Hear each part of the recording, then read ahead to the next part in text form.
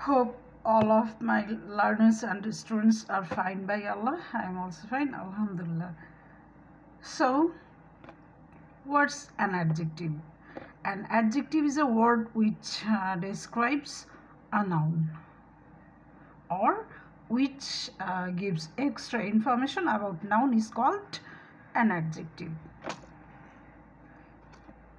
She is beautiful girl. She is a beautiful girl. Here beautiful adjective and girl noun, and beautiful gives extra information about that girl or that noun.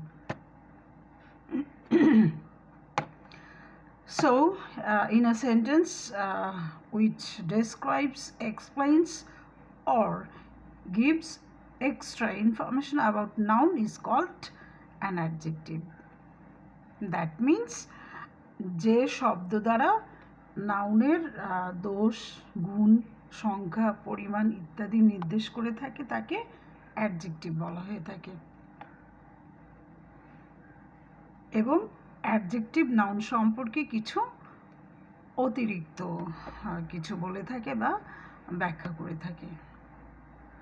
So here sentences like I saw a dead snake, here dead adjective and snake noun. I want a red pen, here red adjective and pen noun, of course.